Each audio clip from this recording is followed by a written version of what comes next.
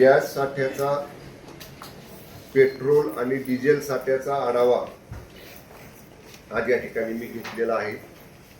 यापूर्वीच जिल्हा पुरवठा अधिकारी आणि जिल्हाधिकाऱ्यांनी या संदर्भातला वेळोवेळी आढावा घेऊन प्रसिद्धी पत्रक जिल्हा प्रशासनाच्या वतीनं जिल्हावासियांसाठी जारी केलेलं होतं।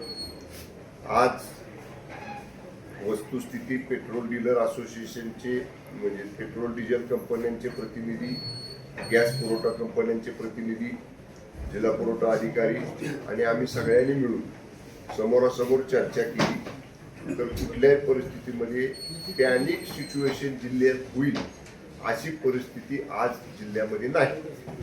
जिल्ह्यामध्ये पुरेसा गॅसचा साठा आहे।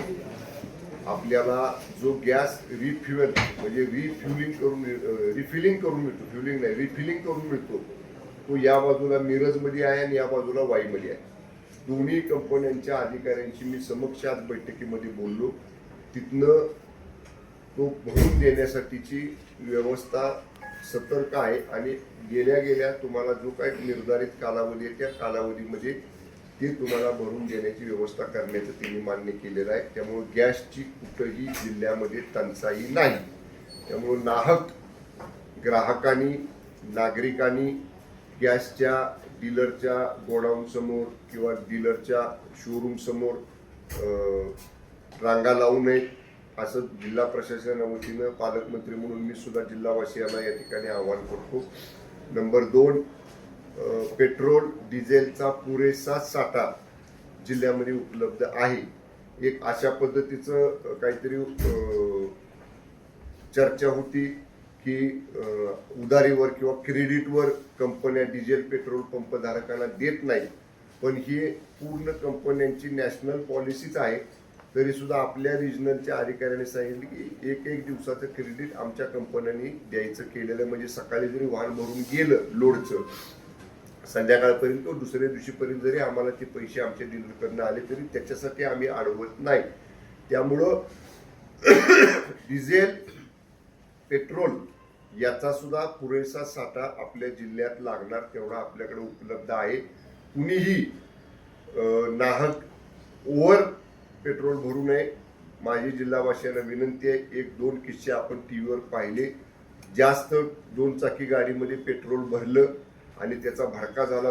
सुदैवानं कोण त्याच्यात दगावलं नाही, पण त्यामुळं धोका देखील होऊ शकतो। काही लोकांना सवय असते खेडेगावामध्ये की टाक्या भरून ठेवायच्या डिझेलच्या पेट्रोलच्या घरामध्ये, ते सुद्धा धोकादायक आहे।